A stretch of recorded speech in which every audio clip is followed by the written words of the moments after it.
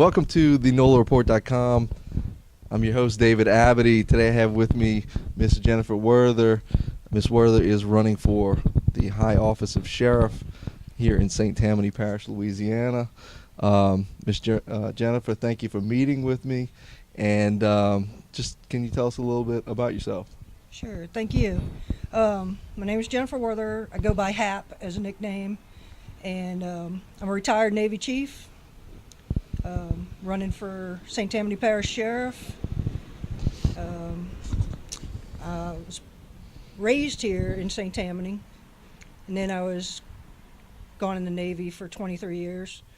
Come back here and start to see some of your liberties and freedoms taken away, and you have to take some kind of control of that. And this is one of the things that I want to do is running for office, especially as sheriff, is we can take care of our rights and our liberty here at home.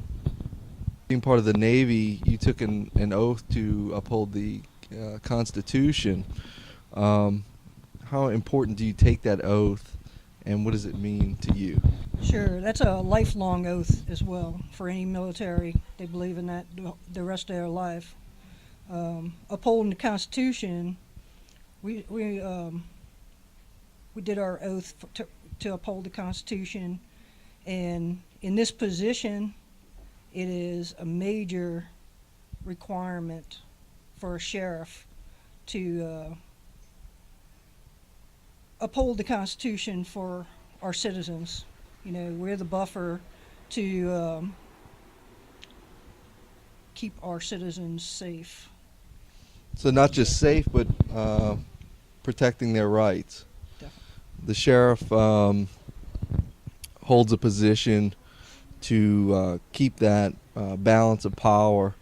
Right now we're seeing the federal government, municipalities, local governments seem to be trying to exert their wishes upon the people, and a lot of what they're doing is unconstitutional.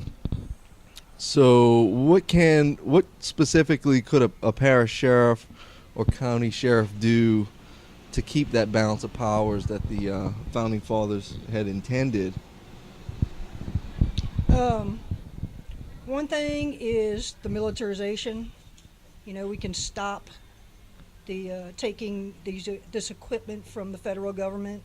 We can stop these federal alliances. That's keeping federal business out of our parish. There's a lot of federal alliances right now. Mm-hmm. And that is, as long as we're not interfering with our citizens' rights as well as deputies and sheriff, we also don't want the federal government doing that as well. Yeah. So when you allow the federal government to come in and do the same things that you're teaching your deputies not to do, right?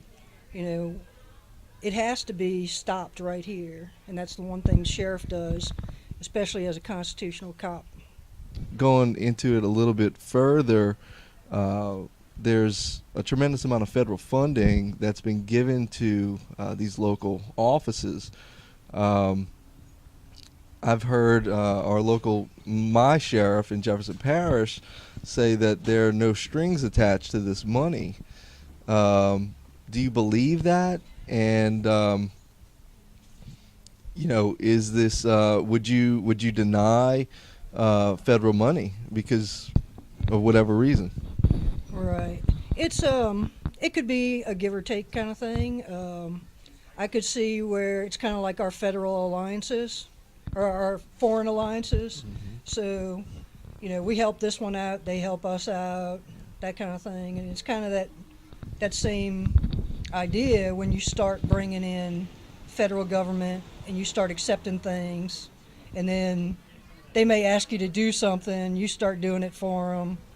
So there's always a possibility of those types of alliances. What would be the implications of them asking a local sheriff to say carry out a federal mandate that is unconstitutional, would that local police chief or sheriff feel obligated, since they have received such money, and more importantly, they're receiving marching orders from the federal government? Isn't that a violation of the balance of power? And I mean, Right. And they should just say no.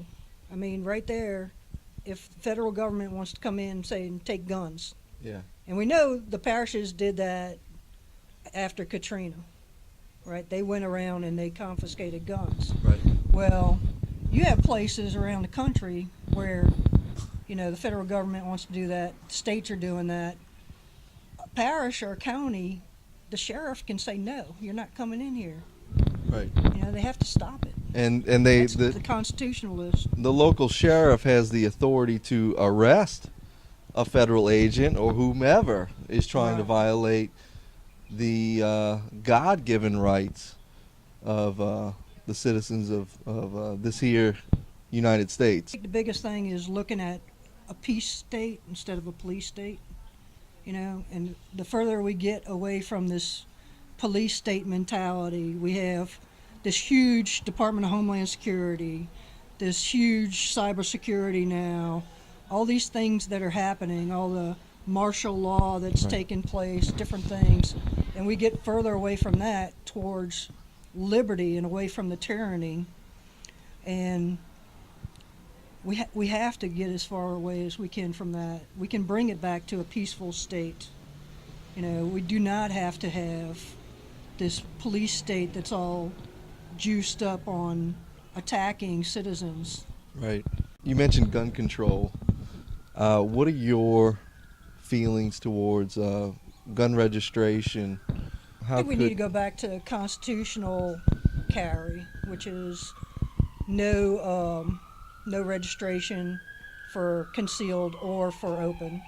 We have open in the state, but this would be no registration whatsoever. Yeah. So in the Bill of Rights, it doesn't say you can the right to bear arms if you register them with the central authority. Right. Get them taken away anytime they deem necessary. Registration will lead to a confiscation. It's basically like handing a laundry list to whomever's in power, and whether that particular sheriff has the best intentions of the world or not, the one after him could violate the citizens' rights, could try to do something more extreme than what the previous sheriff had said that the list was for, the registration was for. In Jefferson Parish, our sheriff says, you should register your guns with us, because if somebody steals them and we find it, then we can return it to you. So you can keep your own serial number, and then if somebody stole it, you can always say, this is my serial number. Just like you do with That's a simple anything, solution, isn't it? Like anything, right? Right. If you have the serial number to your TV, Right. or something, and somebody steals it, you go there, I got my serial number. Right. Anything that you want to add? I think one other thing is we talk about different types of crimes, and I think one of the biggest things is having priorities of going after the real crimes. I mean, like New Orleans is having a problem right now. They went ahead and they did a task force for violent crime. Right. All right. That's what you're supposed to be going after. Right. You Right. should be. That should be like your focus. That should be your priority anyway. Right. Not stopping people for some, craziness. So I think the prioritization would be a big thing in whether, like right now, St. Tammany has a drug task force, but some of that is, just crazy to go after. Yeah. So look at your priorities, and a sheriff can set those priorities away from the stupidity. Yeah. So Yeah. that's like the biggest thing that I can do as well, is change the priorities. Right. So really, the sheriff can be a filter for bad laws or unconstitutional laws, and choose not to enforce those bad laws, because really a law that violates the Constitution is not really a law at all. Right. So like Fourth Amendment, Hmm. you know, do I need to have sobriety checkpoints? I was going to That's ask you about that. That is against your rights, right? It's your freedom of movement and going into your vehicles even. So you're against jabbing needles in people's arms without their consent and trying to Yes, I obtain am. their blood? Yes, I am. That's good to know. Do you believe traveling is a right or a privilege? No, you have freedom of movement. The idea of public safety. So we're going to mess with somebody else's rights for the idea of general safety. So, and that's kind of what we do across the United States, even Yeah. federally. We want to regulate this or regulate that for the safety or for the For the for common the sake good. of the children, Right. or For for the common good. the collective. Right. So let's So we're going violate to- individual rights. Continuously violate people's rights for the sake of something else. Yeah. Well, Miss Werther, thank you very much for meeting with me, and Thank you. I wish you all the best luck in the Awesome. world. Thank you. Appreciate it. Thank you.